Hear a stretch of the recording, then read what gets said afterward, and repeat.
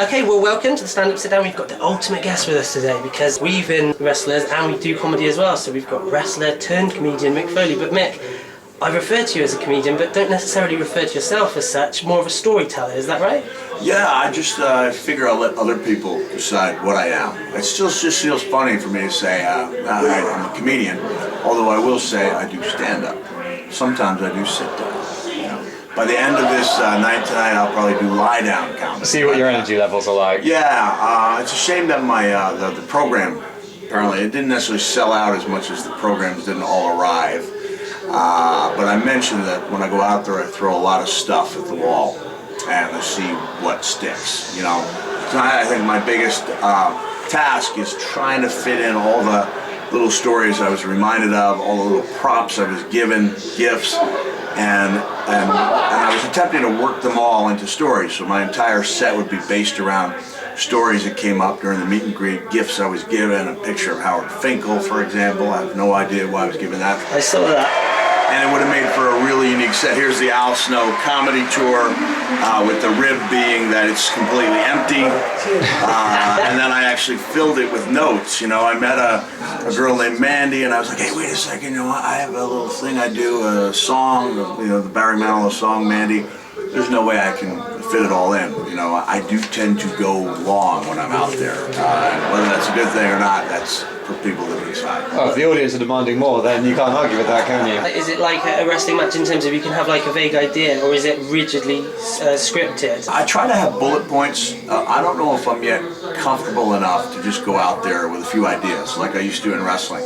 I try to have an idea on where the set will go, and I'm finally learning, okay, if I'm running really long, I had to cut what probably is the best actual story I have, as far as a story that keeps coming around and ends up at a certain point with the most laughs in it. But if I were to have done that story, the set would have gone long and hurt the overall, you know, the overall show. Much in the way that you can have a series of great matches on a show, but if you don't have that like little popcorn match that allows people to catch their breath. If it's too much like a downhill plunge and not enough like a roller coaster, you can lose fans in a wrestling match. So, like everything else in life, I take the lessons I learned in wrestling and try to apply them to stand up. And what's cool is they're both inexact sciences. They're both arts.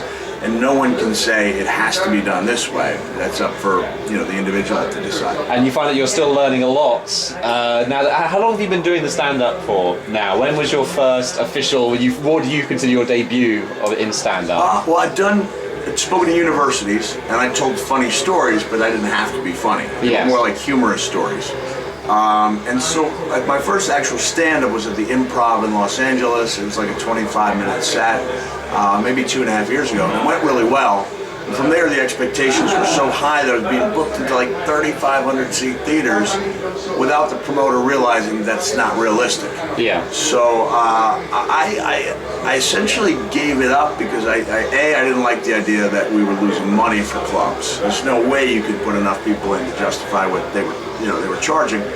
And B, it was kind of disheartening. And like an independent wrestler, I realized if I wanted to really make it happen, I really had to apply myself. So Chris Brooker actually approached me with the idea of doing this tour, and I canceled out on him at first with some, ridiculous thing about having to do WWE television when my contract expired. But honestly, I can admit this to you now, I was a little worried, that I'd come over here and wouldn't really have the heart, and people would be seeing less than a quality show. So I was lucky that some guy just booked me out of the blue to do stand-up. He hadn't gotten the memo that I'd stopped doing it. Like well over a year since I'd done my last stand-up show. He booked me in way up in upstate New York, right by Canada. And even though the crowd was small, it was a good set. Yeah. And it made me think that I should at least test it and see what happens. And first thing I did was contact Chris. I was like, let's put this thing together. And out of respect for what the guys do, the other comics, I've been trying to learn the craft and going out and doing unannounced sets at clubs, It's very brave. Yeah, it is. It's kind of a gutsy thing to go out there. It's going to be it'd be fun and relatively easy tonight, and the crowd's going to be pretty forgiving. They're on your side. Yeah, they're on my side. They want to laugh. They don't want to give me a hard time. And so when I go back home, I'm going to have the bar set this high as far as what a good time in comedy is supposed to be. So, and then I'll have to go back to work and really work on non-wrestling stuff. Well, that's it. So have a lot of your shows, obviously they've had a predominantly wrestling-based audience. Yes. Are you going to start filtering more now? That's what you're expecting, into a more mainstream kind of general audience, and that's what you have to cater your comedy for? No, this isn't a great example because apparently he's not that popular over here, but there's a singer, a rock and roll singer named John Mellencamp, and in the early 80s he was known as Johnny Cougar. And he came out with his second album, and then he was just John Cougar. His third album, he was John Cougar Mellencamp. He was using his real last name. He was covering more serious themes, and by his fourth album, he was John Mellencamp, and everyone forgot that Johnny Cougar even existed. The point being, he was able to kind of metamorphosize into a much more serious rocker without losing the people that liked his kind of fun rock and roll to begin with. So I'm hoping, that the wrestling audience is really big. The biggest task for me is to let them know what I do, because I really think they'll like it. Yeah. And if not one other person joins on, that's not a bad niche to fill. If you're I think this tour has shown that a wrestling comedy show can be successful, and that people who are brave enough to venture out as non-fans are actually enjoying themselves. I ask them, and they go out of their way to tell me. I get messages on Twitter and Facebook saying, hey, I'm not a wrestling fan, but I had a really good time. So all the people I've seen in this tour, the one that bothered me was a young lady who absolutely, positively would not smile. And she came up to me afterwards. She was like, I did enjoy the show, I just didn't understand it. And that's what got me. I was like, I try to make it inclusive. Yeah. So that even though I'm talking about, crazy guys I've met along the way, and talking about Vince McMahon and little stories from the road, I think, for the most part, people can enjoy them. Because it's things people can relate to on a base level. I think they're very relatable. Actually, I watched your stand-up on the internet with people in the room that weren't wrestling fans, and they really did enjoy it. So that's... I try to use the wrestling as a jumping off point when I get to other subjects. And honestly, I'll do 2 different versions of what I call my Mr. Miyagi routine, and it'll be 2 distinctly different versions. And you do not have to be a wrestling fan at all to appreciate it. You don't even have to know the Karate Kid to appreciate it.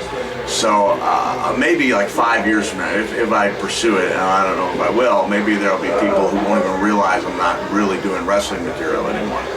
But these, the guy, like, I'm writing down like stories that I think are fun, and I'm, reminded. I saw my book Cheatham Brown, which people in the UK actually read, and it reminded me of my germophobia and how I addressed it in a novel, because my mom told me you couldn't actually address it in public. That you're afraid to shake hands. So you see me kind of breaking that today, but I've also got the bottles of hand gel and going in and washing my hands several times. And maybe that's not the best. It's difficult for being one of the most friendly and approachable people in wrestling to not be too fond of shaking hands. So I really don't know what this set's going to be like, because, like I said, I do tend to go long, and I do want to get in my the one story that involves me and Edge at WrestleMania, and includes Hell in a Cell. I think it's a pretty good story. Excellent.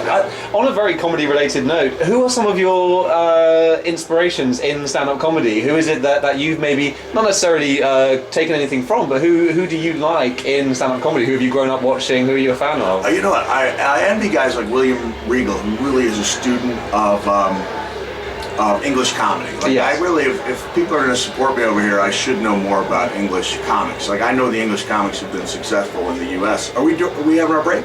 The interval's running at the moment. I'm just going to tell you your timing, because we've looked at the clock and how it's going to have to work. You're going to get a light flash. We've gone off the clock rather than how long you've been on stage. So at 8:20, you'll get a flash light. Okay.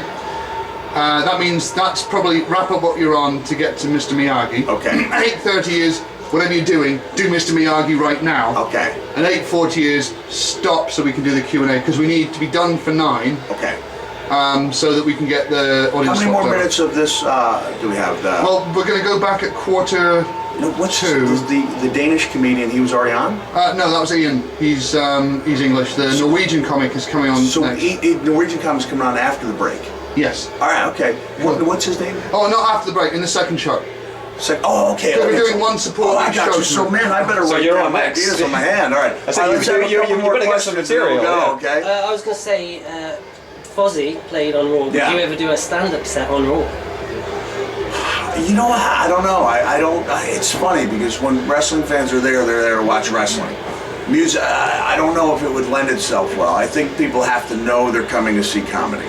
You know, I can do comedic things in the ring without the need for people to be laughing constantly. It's not the same vibration. I would really be hesitant to do that unless I was really sure that I could do a good job of it.